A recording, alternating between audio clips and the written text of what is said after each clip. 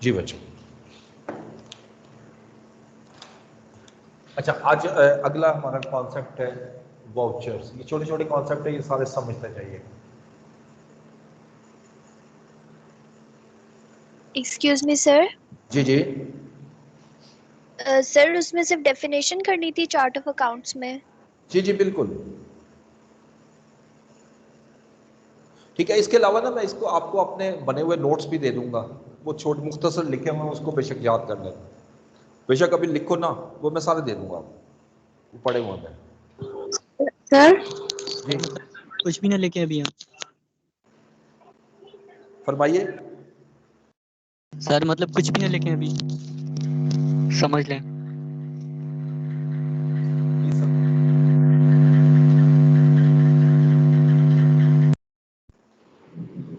जी sir यही कह रहे हैं कि कुछ भी नहीं लिखना फिलहाल, आप सिर्फ समझो। यार कुछ रोजा लगने लग गया आप लोगों को।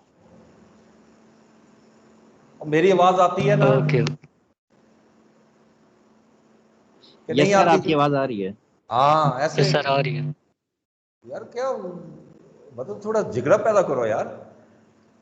अब बोलो क्या कह रहे हो।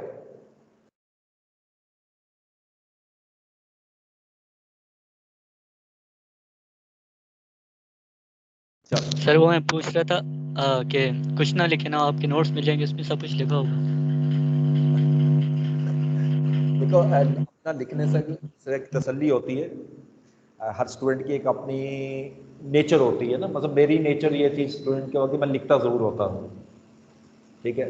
तो लिखने से अपना फ़ायदा होता है। तो लेकिन ये है कि मैं कह रहा हूँ कि अगर नहीं भी करोगे कोई मसला नहीं है, आपको मिल जाएंगे इंशाल्लाह। मैं आज सही है सर, ओके। अच्छा जी, वाउचर्स होते क्या? Voucher voucher is a evidence against of a business transaction. जब भी कोई आप बिजनेस ट्रांजैक्शन करते हो उसका एक अगेंस्ट एविडेंस होता है, this evidence is known as voucher. For example, आपने गुड्स खरीदी, आपको इनवॉइस मिली, वो उसका वाउचर हो गया। आपने कोई पेमेंट किसी को की, उसको चेक इशू किया, चेक की जो चेक नंबर है या चेक की जो रिसीविंग है वो हमारा वाउचर हो गया, ठीक है। तो basically voucher is simply is evidence. Evidence होता है कि जी ये ट्रांजैक्शन हमारी रिकॉर्ड हुई है, फाइनेंशियल रिकॉर्ड में गई। एज एन ऑडिटर आप क्या काम करते हो? एज एन ऑडिटर आपका यही काम होता है कि आप जाते हो और जो भी ट्रांजैक्शन हुई होती है उनमें से जो ट्रांजैक्शन वेरीफाई करना चाहो तो आप उसका एविडेंस चेक करते हो कि वाकई इसका एविडेंस मौजूद है ट्रांजैक्शन का कि नहीं, प्रॉपर्ली ऑथराइज्ड है या नहीं है, ठीक है। अब ये जो जितने भी वाउचर्स हैं इसको हम दो हिस्सों में डिवाइड करते हैं। एक कैश वाउचर्स और एक नॉन कैश, यानी कैश ट्रांजैक्शन के लिए जो वाउचर बनाए जाते हैं वो अलग है, और नॉन कैश ट्रांजैक्शन के लिए जो वाउचर बनाए जाते हैं वो अलग है।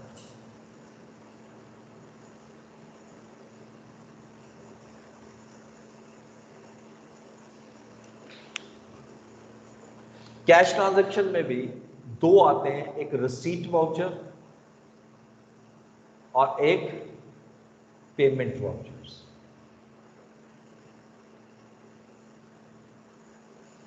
रिसीट वाउचर में बैंक रिसीट वाउचर होता है, इसको BRV हम पढ़ते हैं, बैंक रिसीट वाउचर, और दूसरा CRV main cash receipt voucher, ठीक है।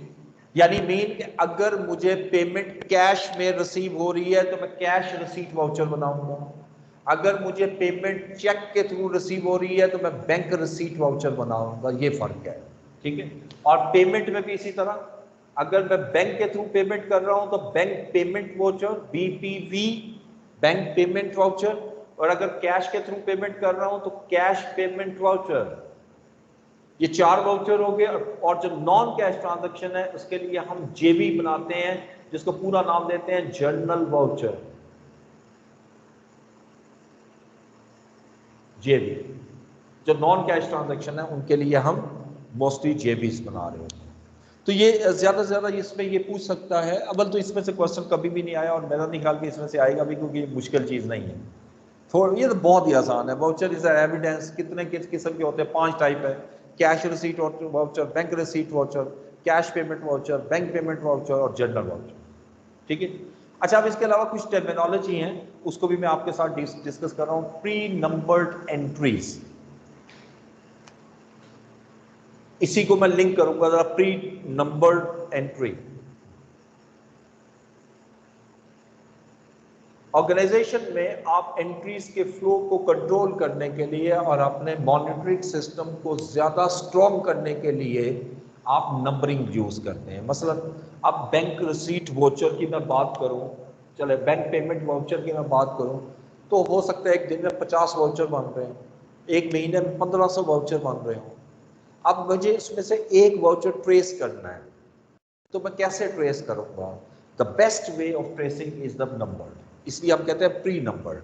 जो भी वाउचर है उसका ऑटोमेटिकली एक नंबर होता है, and this number must be in sequential form. अक्सर इसी तरह हम लगाते हैं, जैसे BRV bank receipt voucher number 11 put किया तो अगला खुद बहुत BRV 12 हो जाएगा। कंप्यूटराइज सिस्टम तो खुद उठाते हैं। मैनुअल भी हो तो अगर आप देखो तो मैनुअल में आपने प्रिंट कराई होती है और प्रिंटिंग में भी नंबरिंग की होती है, तो ये ऑटोमेटिकली प्री नंबर्ड होते हैं। प्री नंबर से मीन कि वो नंबर जो लगने हैं वो उससे पहले मौजूद होते हैं उनके पास। ठीक है। अच्छा, उसके बाद फिर आता है सबसे important, segregation of duty. This is the most important thing, segregation of duties. और ये याद रखिएगा, ये पेपर में एक मरतबा आया हुआ है थ्योरी में, सेग्रीगेशन ऑफ ड्यूटीज।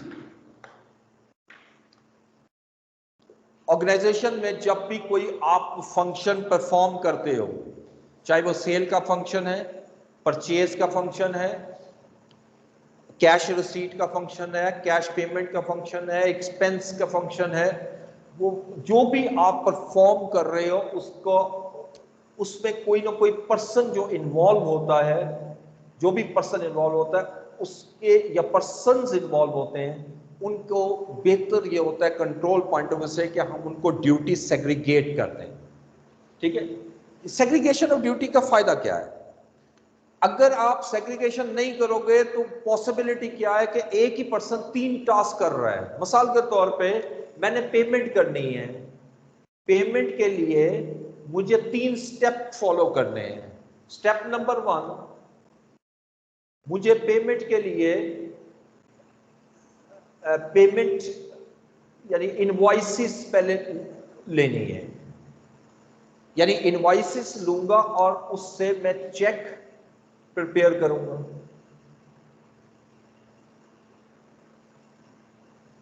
सेकंड ये है कि मैं चेक को साइन करवाता हूं, और तीसरा ये है कि मैं चेक को पोस्ट करता हूं।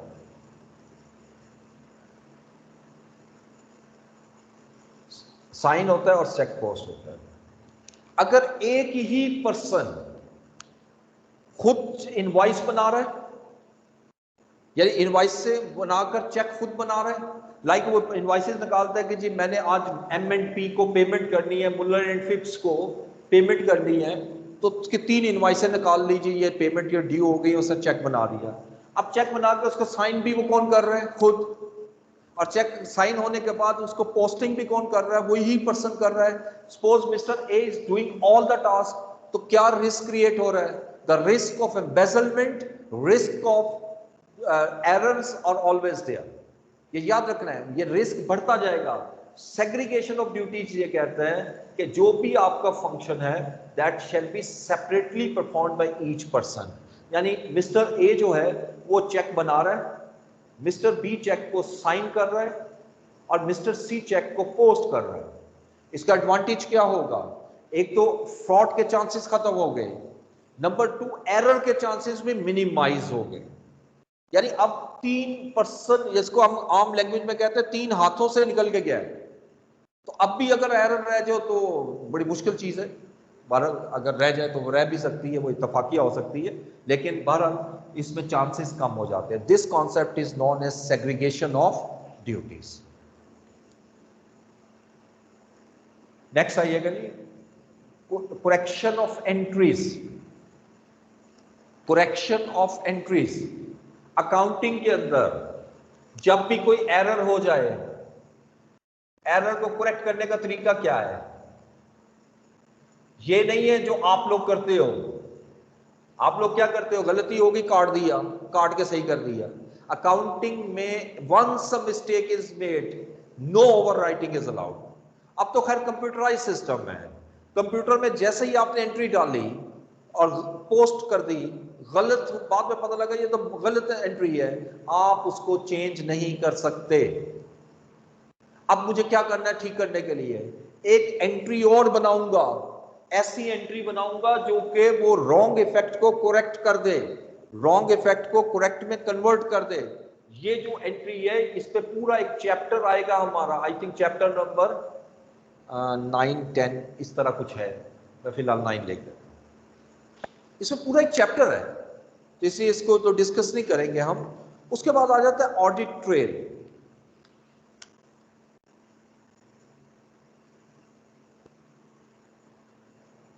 TRAIL। एक होता है ऑडिट ट्रायल, ये ट्रायल नहीं है, ऑडिट ट्रेल। देखो जिस वक्त आप किसी भी अकाउंटिंग एंट्री को एंटर करते हो, जैसे यहां मैंने कहा था कि ये पोस्ट करने लगा है, जब ये मिस्टर सी पोस्ट करेगा, पोस्ट करने से पहले क्या करेगा? उसको चेक भी तो करेगा ना, ठीक है? उसका काम ये है कि उसको चेक करे कि क्या इसके अगेंस्ट जो डॉक्यूमेंट्स लगे हुए हैं ये प्रॉपर हैं या नहीं, क्या उन डॉक्यूमेंट पे ऑथराइज पर्सन ने साइन किए हुए या नहीं, क्या उस पर टैक्स प्रॉपर्ली डिडक्ट हो चुका है, यानी बहुत से क्वेश्चंस हो सकते हैं जिसको वेरीफाई करना जरूरी है बिफोर मेकिंग अ पोस्टिंग। तो ये जो प्रोसेस किया जाता है इसको हम कहते हैं ऑडिट ट्रेल, ठीक है? लेकिन ऑडिट ट्रेल को कंप्यूटराइज सिस्टम में हम एक और मीनिंग में भी लेते हैं कि अगर आपकी अकाउंटिंग सिस्टम में कोई एरर हो जाए या कोई भी पर्सन किसी एंट्री को एडिट कर ले, सम टाइम आप थोड़ा सा अलाउ करते हो एडिटिंग, तो अब उसको ट्रेस करना इतना आसान काम नहीं है। तो ऑडिट ट्रेल के थ्रू आप आसानी से ट्रेस कर सकते हो। उसके अंदर एक ऑप्शन होती है, लिखा होता है इसी नेम से सॉफ्टवेयर में, ऑडिट ट्रेल, यानी मीन कि ये वो चीज है जहां से आप ये चेक कर सकते हो कि ये पर्सन, किस पर्सन ने कितने बजे किस लॉगिन के अगेंस्ट आकर अपने, यानी किस लॉगिन के थ्रू ये चेंज की गई, उसको हम ऑडिट ट्रेल कहते हैं। अच्छा, उसके बाद फिर नेक्स्ट एक छोटा सा पॉइंट आपकी बुक में आता है, कस्टडी या कस्टोडियन ऑफ अकाउंटिंग रिकॉर्ड्स। आपको याद हो मैंने चैप्टर 1 के जो एमसीक्यू दिए थे उसमें भी एक दिया था एमसीक्यू, ठीक है? तो इंटरनेशनल लॉ के मुताबिक जो अकाउंटिंग रिकॉर्ड्स हैं that should be kept for a period of 5 years, 5 साल तक उसको कीप करना जरूरी होता है, ठीक है?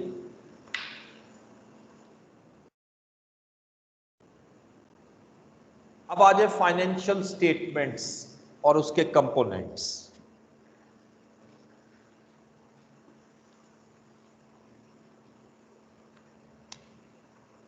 Components of financial statements,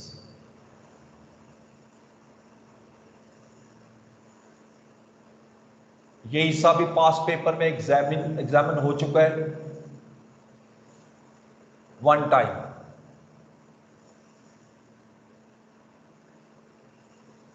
There are 5 components of financial statements. 5 components of financial statements. Sometime examiner ये भी पूछ सकता है कि what are the element of financial statements? Element भी 5 होते हैं। ये मैं इसलिए बोल रहा हूं कि अक्सर स्टूडेंट मिस्टेक कर जाते हैं। एलिमेंट आप पढ़ चुके हो, assets, liabilities, owners equity, revenue, expense, these are the elements of financial statements. जब फाइनेंशियल स्टेटमेंट्स बनाते हैं उसमें ये 5 एलिमेंट यूज होते हैं, ठीक है? लेकिन यहां जो मैं आपको बात कर रहा हूं, these are not element, these are components of financial statements. Component of financial statements 5 components होते हैं। Number 1, statement of comprehensive income.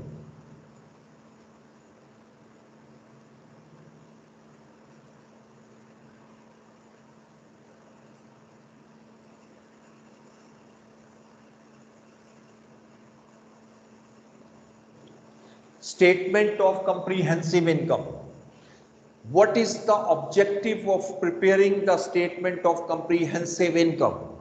The statement of comprehensive income is basically prepared in order to calculate the profitability of the business. Yani through this statement we can measure the business, whether business is in profit or loss. So please keep in mind, profitability does not mean profit or loss. Profitability leads to change in profit or loss during a specific time period. तो change ज्यादा better है. मिसाल के तौर पे if I intend to make a comparison of two companies, एक company A है और कंपनी बी. कंपनी ए का जो प्रॉफिट है इस साल का वो 25 मिलियन है और बी कंपनी का प्रॉफिट जो है वो लॉस है, वो 10 मिलियन. ये लॉस है. अगर मैं इस साल की परफॉर्मेंस को देखूं तो बताइए कौन सी कंपनी ज्यादा बेहतर लग रही है? कंपनी ए. ओके. लेकिन पिछले साल, ये करंट ईयर हो गया, लास्ट ईयर ए कंपनी का जो प्रॉफिट था वो 35 मिलियन था और बी कंपनी का जो लॉस था वो 20 मिलियन था. अब अगर मैं आपसे पूछूं तो बताइए कौन सी कंपनी ज्यादा बेहतर परफॉर्म कर रही है फाइनेंशियली, ए और बी? बी. आप प्रॉफिट और लॉस को नहीं देखते. जब वर्ड प्रॉफिटेबिलिटी यूज किया जाता है तो इट मींस कि we have to make a comparison of the 2 years कि whether the performance has been improved or not. इसलिए याद रखिएगा, हम फाइनेंशियल पोजीशन का ऑब्जेक्टिव में ये कहते हैं कि ये फाइनेंशियल परफॉर्मेंस को मेजर करने के लिए बनाई जाती है.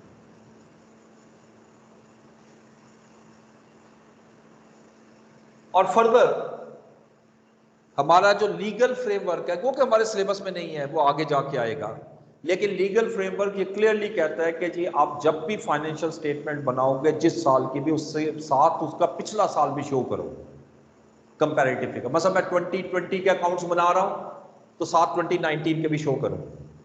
क्यों करवा रहे हैं? कंपैरिजन पॉइंट ऑफ व्यू से. ठीक है. दूसरी स्टेटमेंट आती है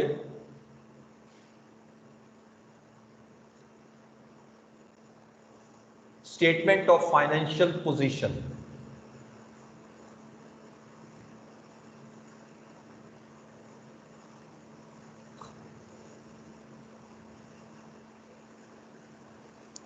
This statement is basically prepared in order to measure the financial health या फाइनेंशियल पोजीशन. तो लिखा होने से मैं डिफरेंट वर्ड यूज किया, financial health of a business. अगर मैं ये मेजर करना चाहता हूं कि बिजनेस फाइनेंशियली कितना स्ट्रांग है तो वो आपको फाइनेंशियल पोजीशन से पता लगेगा. ठीक है. अब देखो, जैसे समटाइम कोई स्लम्प आता है बिजनेस में तो कई बिजनेस डूब जाते हैं और कई बिजनेस स्टैंड कर जाते हैं. अब जो स्टैंड करते हैं उनकी फाइनेंशियल हेल्थ इतनी होती है कि वो उस झटके को या उस जो कह लो कि ट्रिमर को जो है वो बर्दाश्त कर सकते हो. ठीक है. तो फाइनेंशियल हेल्थ बिजनेस के लिए बहुत जरूरी होती है. नंबर 3 स्टेटमेंट, और ये भी याद रखिए फर्दर कि ये दोनों स्टेटमेंट हमारे सिलेबस में है, इन ITA सिलेबस, और ये हम इंशाल्लाह डिटेल में पढ़ेंगे भी. चैप्टर 2 से थोड़ा सा फॉर्मेट डिस्कस करेंगे और इसमें पूरा एक चैप्टर है, लास्ट चैप्टर बुक का 13. उसके बाद नेक्स्ट आइएगा 3. अब अगली जो 3 मैं चीजें लिख रहा हूं, 3 कंपोनेंट्स लिख रहा हूं फाइनेंशियल स्टेटमेंट्स के, वो हमारे इस सिलेबस का हिस्सा नहीं है. थर्ड आता है स्टेटमेंट ऑफ कैश फ्लोज.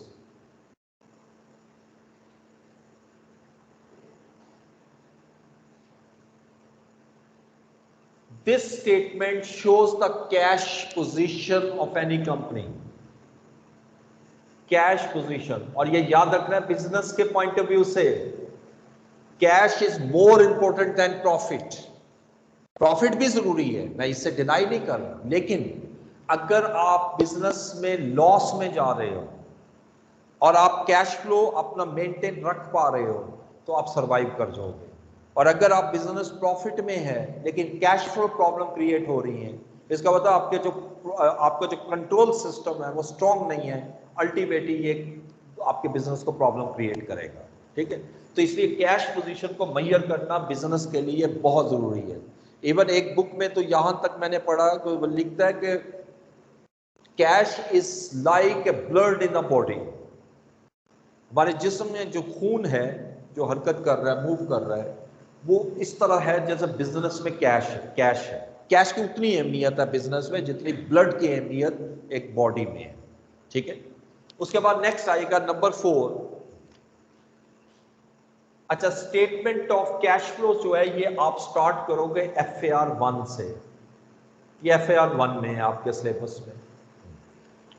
उसके बाद नंबर 4 आ जाता है statement of changes in equity. ये कोई मुश्किल स्टेटमेंट नहीं होती, नाम से भी आपको नजर आ रहा होगा। ये एक ऐसी स्टेटमेंट है जिसमें जो इक्विटी के दरमियान चेंजेस आ रही हैं।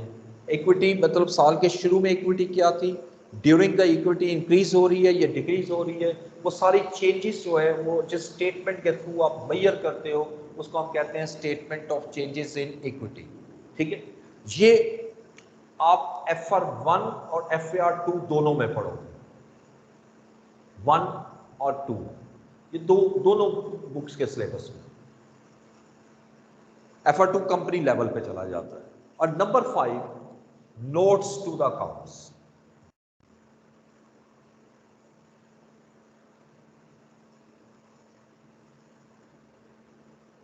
ये FAR 2 लेवल तक है लेकिन बहुत डिटेल में नहीं है। ज्यादा जो डिटेल में है वो आपकी reporting, advance reporting CA final में आता है। These are the 5 components of financial statements. इनमें से अगेन बोलूंगा जो पहली 2 स्टेटमेंट है, these are the most important for ITA syllabus. और ये याद रखना इसमें से क्वेश्चन मस्ट आता है, मस्ट 100% क्वेश्चन में आता है। सर जी जो आपने फर्स्ट लिखवाया है कंपोनेंट, हाँ जी, इसमें आपने जो एक बोली थी लाइन कंसेप्चुअल फ्रेमवर्क वाली, कौन सी बोली थी गाइस? और कंसेप्चुअल फ्रेमवर्क का आपने कुछ बताया था ना, उसमें वक्त मेरा नेट इशू हो रहा था, आप दोबारा वो एक्सप्लेन कर दें वो लाइन कंसेप्चुअल फ्रेमवर्क कि वो मुझे नहीं मालूम कंसेप्चुअल मैंने क्या फ्रेमवर्क बोला, क्या कहता है इसके बारे में। मुझे इस तरह नहीं याद रहता, मैं बहुत सी चीज़ें बोलता हूँ। अब कॉन्सेप्चुअल फ्रेमवर्क में एक चीज़ थोड़ी है, कई चीज़ें हैं। या जितना भी पढ़ रहे हैं ये आपको कॉन्सेप्चुअल फ्रेमवर्क ही तो पढ़ा रहा हूँ। अब मुझे क्या पता कि आप क्या पूछना चाह रहे हैं, तो आप इसको बाद में रिकॉर्डिंग सुन लेना, देखना क्या कहा है, यही हो सकता है इसमें।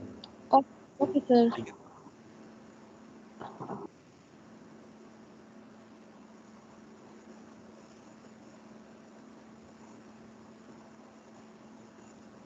अच्छा जी, आप आइएगा नेक्स्ट में। ये बड़ा अहम टॉपिक है, इसको खास तौर पे आप लिख लें, निशान लगा लें। Users of financial statements.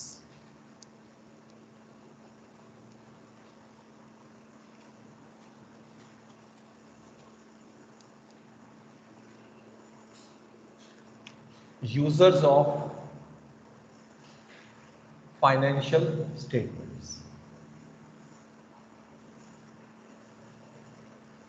ये जो आप फाइनेंशियल स्टेटमेंट्स बनाते हो,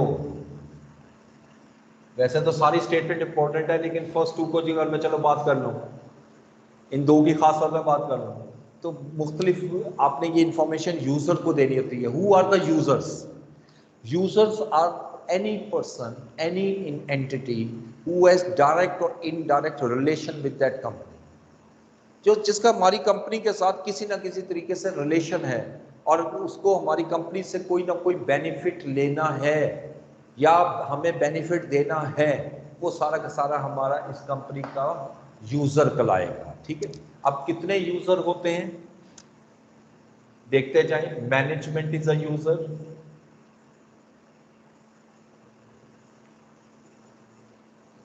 shareholders are the users of financial statements, investors,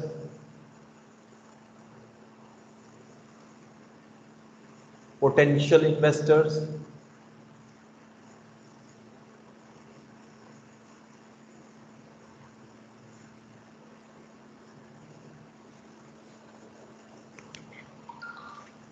number 5,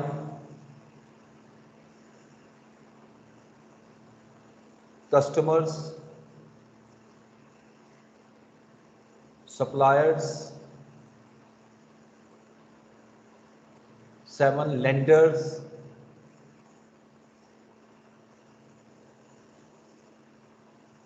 number 8, government agencies,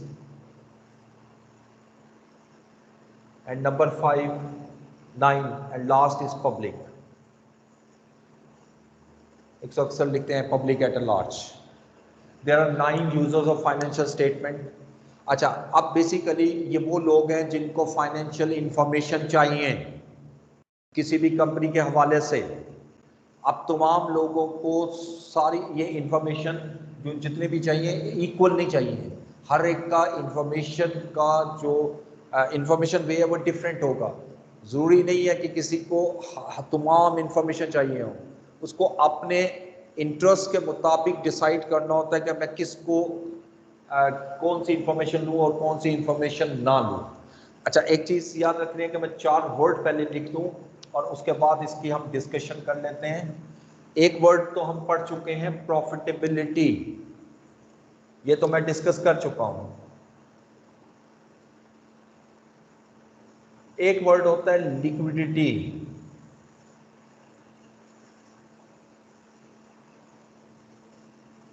liquidity क्या होता है? Short term cash position of a business.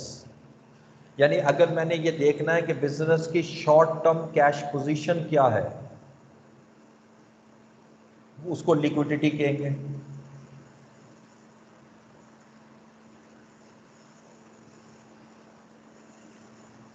ठीक है। और अगर मैं कहूं सॉल्वेंसी, सॉल्वेंसी में lead to long term cash position of a business. अगर मैं कहूं एफिशिएंसी, इसका मतलब होता है हम देखना ये चाहते हैं कि यूटिलाइजेशन ऑफ एसेट्स, क्या बिजनेस अपने एसेट्स को प्रॉपर्ली यूटिलाइज कर रहा है या नहीं। खैर ये जो मैंने चीज़ें लिखी हैं, ये वर्ड्स जो हैं, ये ज़्यादा तो आप FR1 में यूज़ करोगे, लेकिन थोड़ा सा मैं इससे लिंक करने के लिए लिखा। मैनेजमेंट वो लोग होते हैं जिन्होंने कंपनी रन करनी होती है, ऑपरेट करनी होती है। These are mostly directors of the company. ठीक है, तो जितनी मैनेजमेंट है उसको किसी स्पेसिफिक एरिया की इंफॉर्मेशन नहीं चाहिए, उसको एज अ होल इंफॉर्मेशन चाहिए। उसको प्रॉफिटेबिलिटी से भी कंसर्न है, उसको लिक्विडिटी से भी कंसर्न है, उसको सॉल्वेंसी से भी कंसर्न है, उसको लिवरेज से भी कंसर्न है, उसको गियरिंग से भी कंसर्न है, उसको इन्वेस्टर्स से भी कंसर्न है, यानी उसको हर चीज से कंसर्न है। तो लिहाजा मैनेजमेंट को जो इंफॉर्मेशन चाहिए वो सबसे ज्यादा चाहिए होती है। ठीक है, एज अ होल आप कह लो कि बहुत सारी इंफॉर्मेशन चाहिए। Who are the shareholders? Shareholders are the person who have purchased share from our company, or in other words, who have make investment in the company in the form of shares. जब कोई भी company में shares खरीदता है तो उसको profit कैसे मिलता है? Through dividend. Through dividend company dividend pay करती है। जब कंपनी डिविडेंड पे करती है तो वो डिविडेंड उसका प्रॉफिट हो जाता है। तो याद रखिएगा, तो अब जो शेयर होल्डर है वो किसकी तरफ देखेगा? डिविडेंड की तरफ। और डिविडेंड कंपनी कब देती है? जब कंपनी के प्रॉफिट हाई हो और कंपनी की लिक्विडिटी बेटर हो। अगर कंपनी के पास कंपनी अच्छे प्रॉफिट कमा रही है और कंपनी ना सिर्फ अच्छे प्रॉफिट कमा रही है बल्कि कंपनी जो है डिविडेंड पे कर रही है कैश की फॉर्म में, उसके पास सफिशिएंट कैश है, तो इसका मतलब है कि वो शेयर होल्डर ज्यादा मोटिवेट होंगे। और यही कॉन्सर्न इन्वेस्टर का भी है। Same share holder is also investor in other words. लेकिन एक होते हैं पोटेंशियल इन्वेस्टर्स। पोटेंशियल इन्वेस्टर्स कौन लोग हैं? पोटेंशियल इन्वेस्टर वो लोग हैं जिन्होंने, जो इन्वेस्टर हैं, हमारी कंपनी में इन्वेस्टमेंट नहीं की हुई। They are investor, they have a money, they are looking for a market opportunity to make an investment. वो बैठे हैं इसी इंतजार में कि मुझे मार्केट से कोई अपॉर्चुनिटी मिले और मैं उसमें इन्वेस्टमेंट करूं। तो वो रेगुलरली मॉनिटर कर रहे होते हैं कंपनीज की परफॉर्मेंस को, कंपनी की पोजीशन को। तो इसलिए अगर किसी बिजनेस की प्रॉफिटेबिलिटी बढ़ती है, लिक्विडिटी बढ़ती है, तो ऑटोमेटिकली पोटेंशियल इन्वेस्टर मोटिवेट होते हैं और वो हमारी कंपनी में इन्वेस्टमेंट जो है वो करने की कोशिश करते हैं। ठीक है, और ये याद रखिएगा, ये जो शेयर प्राइस आप पढ़ते हो, मार्केट प्राइस, स्टॉक मार्केट में जो शेयर की प्राइस है वो यकदम बढ़ गई या कम हो गई, ये सारी डिमांड और सप्लाई पर बेस करती है। अगर बाइंग प्रेशर ज्यादा हो जाएगा तो प्राइसेस अपवर्ड चली जाएंगी, अगर बाइंग प्रेशर गिरेगा और सेलिंग प्रेशर बढ़ेगा तो प्राइसेस गिर जाएंगी। अब ये सेलिंग प्रेशर और बाइंग प्रेशर के लिए कई फैक्टर हो सकते हैं, वो मुझे डिस्कशन करने की यहाँ जरूरत नहीं है। ठीक है, कस्टमर्स कौन है? कस्टमर्स वो लोग हैं जिन्होंने हमारी कंपनी से बिजनेस कर रहे हैं, हमसे चीजें बाय कर रहे हैं। तो इसको क्या कंसर्न है हमारी कंपनी से? इसको बिल्कुल एक बहुत इंपॉर्टेंट कंसर्न है, बहुत इंपॉर्टेंट। और वो क्या है? हर कस्टमर की कोशिश ये होती है कि मैं कंपनी के साथ लॉयल्टी शो करूं। ठीक है, जैसे मैं आपकी एग्जांपल देता हूं, मैं जब से मैंने सेल फोन यूज करना शुरू किया, मैंने आज तक यू फोन के अलावा कोई और नेटवर्क यूज नहीं किया। This is the customer loyalty. ठीक है, मुझे कोई और पसंद ही नहीं आता, चाहे मोबिल लिंक हो, चाहे जैज हो, चाहे कुछ हो। I always trust on you phone, because मुझे जब से आया, मेरा ख्याल 20 साल हो गए हैं, मुझे आज तक इससे कभी प्रॉब्लम ही नहीं आई, तो मैं क्यों इसको चेंज करूं? So this is the thing which is the most important.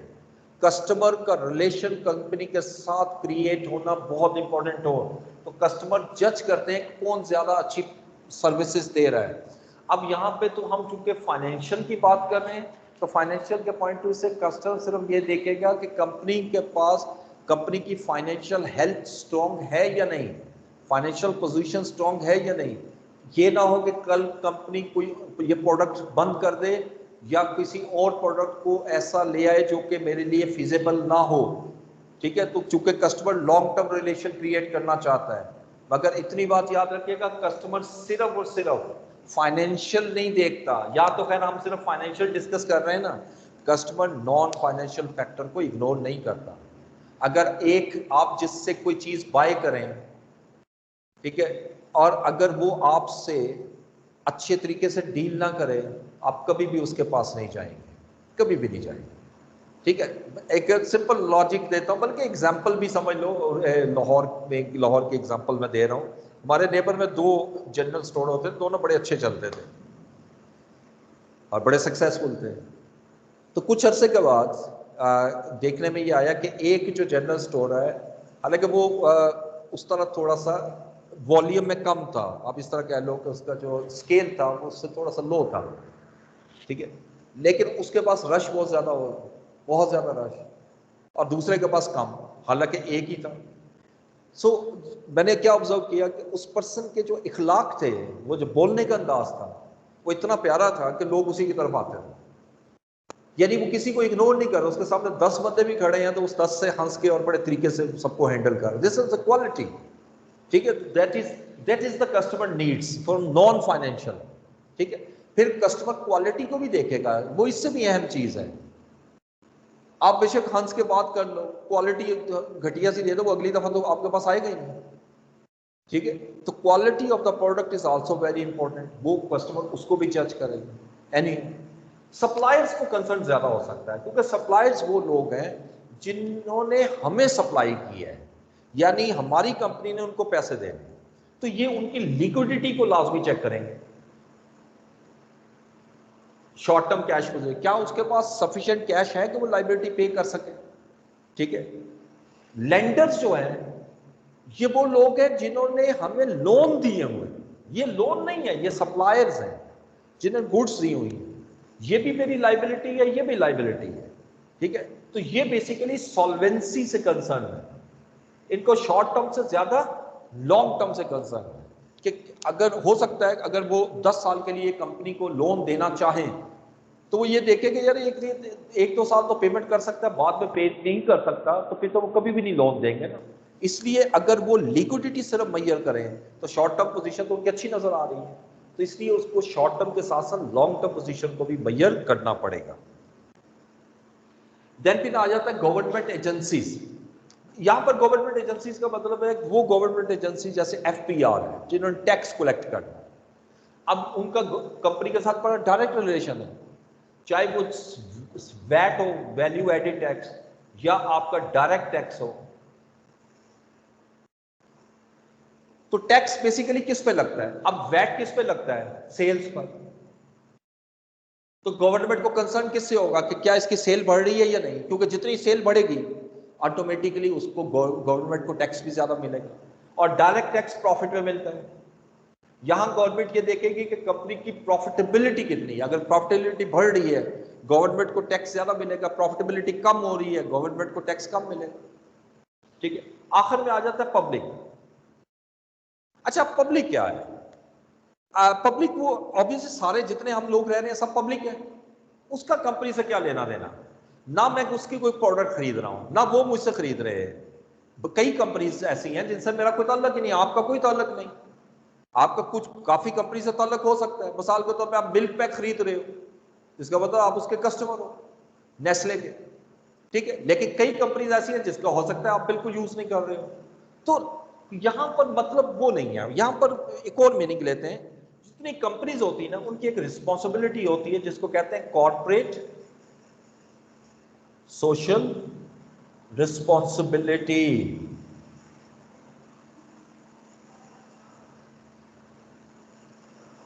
Companies ये अपनी CSR मुख्तसर कहते हैं, CSR को यूज करती है अपनी रेप्यूटेशन बढ़ाने के लिए लोगों की नजर में। जैसे नेस्ले अक्सर एक्टिविटीज करती है स्कूलिंग में, स्कूल्स में जाके बच्चों के साथ मुख्तलिफ गेम्स की, उनको चॉकलेट्स की फॉर्म में गिफ्ट दे दिए। ये इससे एक तो ऑब्वियसली प्रमोशन होती है उस प्रोडक्ट्स की भी, और दूसरी प्रमोशन होती है उस स्पेसिफिक सेक्टर की भी। एक और एग्जांपल देता हूँ, जितनी जो सिगरेट मैन्युफैक्चरिंग कंपनीज हैं वो अक्सर आप देखेंगे कि वो अपनी सोशल रिस्पॉन्सिबिलिटी समझती हैं कि वो पोल्यूशन को ख़त्म करने के लिए उन तमाम एक्टिविटीज़ में हिस्सा लें जिससे ये पोल्यूशन कंट्रोल हो सकती है। जैसे आप जो ट्रीज लगाते हैं उसमें वो अक्सर ये कंट्रीब्यूट कर रही होती है। इसको हम कहते हैं कॉर्पोरेट सोशल रिस्पॉन्सिबिलिटी। तो पब्लिक को इस चीज़ से भी कंसर्न होता है कि कंपनी हमारे लिए क्या पॉजिटिव चीज़ कर रही है। ये सारे हैं यूजर्स। और एग्जाम में ये जो पेपर में 2 मरतबा आया था और उसने ये कहा था कि राइट एनी 5 यूजर्स, यानी उसने 10 के 10 नहीं मांगे थे, 9।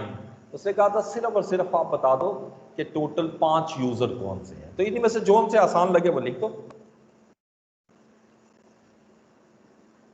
अच्छा, अब आगे चलिएगा नेक्स्ट में कुछ टर्मिनोलॉजीज और। बिजनेस ट्रांजैक्शंस हमने पढ़ी।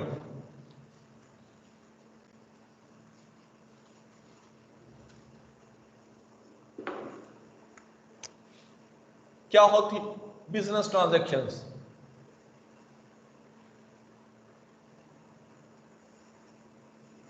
हर वो ट्रांजैक्शंस जो 2 या 2 बंदों के दरमियान में हो और बिजनेस पॉइंट ऑफ व्यू से हो, उसको हम बिजनेस ट्रांजैक्शंस का नाम देते हैं। ये पढ़ चुके हैं। बिजनेस ट्रांजैक्शन 2 टाइप की होती हैं, मुख्तलिफ तरीकों से देखेंगे आप। एक सिंपल होती हैं और एक कॉम्प्लेक्स। ये टर्मिनोलॉजीज है वो आपको एग्जामिनर किसी ना किसी MCQ या कहीं पे पूछ सकता है।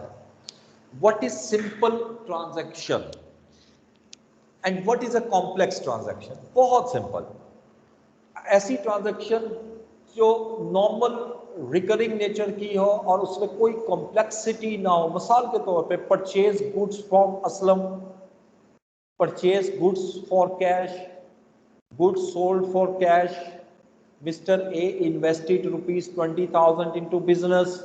Lot of transactions हैं, ठीक है, ये सारी की सारी इनको हम सिंपल ट्रांजैक्शन का नाम देते हैं। What are the complex transaction, वो हर वो ट्रांजैक्शन जहां आप मुझसे सवाल कर रहे होते हैं कि सर ये इसमें कितने हेड आएंगे, ये डेबिट होगा या क्रेडिट होगा, वो कॉम्प्लेक्स हो गए। ठीक है, यानी हर वो ट्रांजैक्शन जिसके अंदर कैलकुलेशन इन्वॉल्व हो जाए, हर वो ट्रांजैक्शन जिसके अंदर डिस्काउंट फैक्टर आ जाए। जैसे आपको मैंने एक ट्रांजैक्शन लिखवाई थी कि mister A started business with cash of ₹100,000 and he also brought a car, personal car into the business which was bought 4 years ago at ₹500,000 but his current value of 300,000। ये जो मैंने पूरी स्टेटमेंट आपके सामने बोली है, ये बिजनेस ट्रांजैक्शन ही तो है। इस बिजनेस ट्रांजैक्शन को हम कॉम्प्लेक्स ट्रांजैक्शन का नाम देंगे। ठीक है जी, उसके बाद आगे इसी तरह बिजनेस ट्रांजैक्शन एक और पॉइंट ऑफ व्यू से इसको हम ऑन गोइंग ट्रांजैक्शन भी होती हैं कुछ, और कुछ होती हैं जिसको हम कहते हैं one of transaction, on going transaction and one of transaction.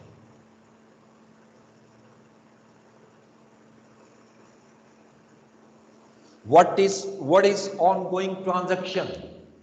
Business में कुछ ट्रांजैक्शन ऐसी होती हैं जो आप अक्सर करते हो, रेगुलरली करते हो, जैसे परचेज, सेल। अब आपने रेंट पे करना है, हर महीने रेंट पे कर रहे हो, वो सारी ट्रांजैक्शन ऑनगोइंग ट्रांजैक्शन होती हैं। इनको हम रिकरिंग ट्रांजैक्शन भी कहते हैं। रिकर का मतलब होता है बार बार होना। वन ऑफ का ये मतलब हरगिज मत लीजिएगा ऐसी ट्रांजैक्शन जो एक मर्तबा हो, नहीं, वन ऑफ का हरगिज ये मतलब नहीं है। वन ऑफ का मतलब ये है कि ऐसी ट्रांजैक्शन जो नॉन रिकरिंग नेचर की हो, यानी मीन जो ट्रांजैक्शन सेल्डम हो, कभी कभार हो, कभी एक दफा हो गई, कभी साल में 2 मर्तबा हो गई। मिसाल के तौर पे आपके इन्वेंट्री को आग लग गई, बिजनेस में जो शॉप है उसमें जो इन्वेंट्री पड़ी है उसमें कुछ हिस्से को आग लग गई, बताओ ये ऑनगोइंग ट्रांजैक्शन है या वन ऑफ होगी? One of. यस, बड़ा क्लियर पता लगता है वन ऑफ ट्रांजैक्शन का, ये कोई इतनी मुश्किल चीज नहीं है। ठीक है, तो वन ऑफ ट्रांजैक्शन वो है जो नॉन रिकरिंग नेचर की है और आप चाहोगे भी नहीं कि ये दोबारा हो। सिंपल सी बात है, आग लगना दोबारा अच्छी बात तो नहीं है, एक दफा लग गई बस काफी है। अच्छा, इसके बाद आइएगा कैपिटल ट्रांजैक्शन और रेवेन्यू ट्रांजैक्शन। एक तो कैपिटल का वर्ड पड़ा है ना, वो और चीज है, वो तो वही है ना जो ऑनर बिजनेस में पैसा लगा रहा है। ये ट्रांजैक्शन की बात कर रहा हूं, इसको कैपिटल नेचर ऑफ ट्रांजैक्शन कह लो चलो।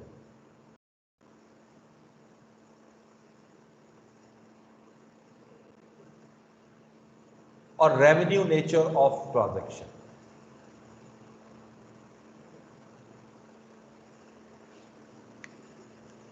कैपिटल नेचर ऑफ ट्रांजैक्शन हर वो ट्रांजैक्शन है जो आपकी लॉन्ग टर्म नेचर की है।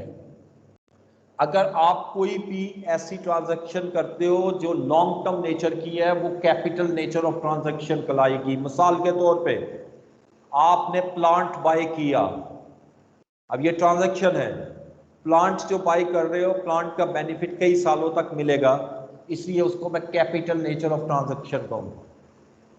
अब अगर मैं ये कहता हूं जी मैंने इलेक्ट्रिसिटी का बिल पे किया है, इलेक्ट्रिसिटी का बिल पे किया है, तो इलेक्ट्रिसिटी का बिल का बेनिफिट कितने अरसे तक मिलेगा? आपको पता है 1 मंथ का, ठीक है ना। उसके बाद अगले महीने फिर बिल आ जाना है। इसको कहते हैं रेवेन्यू नेचर ऑफ ट्रांजैक्शन। ठीक है, तो कुछ ट्रांजैक्शन होती हैं जो कैपिटल नेचर की होती हैं, कुछ ट्रांजैक्शन होती हैं जो रेवेन्यू नेचर की होती है। ठीक है, इसी तरह अब इसको मैं ये लिख सकता हूं, जो मैंने अभी आपको एग्जांपल दी है, इसको कहूंगा कैपिटल एक्सपेंडिचर और रेवेन्यू एक्सपेंडिचर। ठीक है जी। इसी तरह अगर मैं प्लांट को सेल करके जो कैश वसूल करूंगा उसको कहूंगा कैपिटल रिसीट। ठीक है, वो चूंकि पैसे आ रहे हैं, तो ये देखो कैपिटल नेचर में 2 चीजें हो सकती हैं, कैपिटल नेचर में आपका कैश आप पे भी कर सकते हो, आपको रिसीव भी हो सकता है। अगर आप पे कर रहे हो तो कैपिटल एक्सपेंडिचर, अगर आप रिसीव कर रहे हो तो कैपिटल रिसीट। इसी तरह जब आप रेवेन्यू नेचर ऑफ ट्रांजैक्शन की बात करते हो, सेम यही कॉन्सेप्ट। अगर आप गुड्स को सेल कर रहे हो, नॉर्मल सेल जो आप करते हो वो कहलाएगी रेवेन्यू रिसीट। और अगर आप जैसे इलेक्ट्रिसिटी बिल पे कर रहे हो, सैलरी पे कर रहे हो, इसको मैं कहूँगा रेवेन्यू रिसीट। ठीक है जी, ये 4-5 वर्ड हमारे जो है वो यहाँ पर यूज होते हैं। That is end of this chapter. ये चैप्टर फर्स्ट था।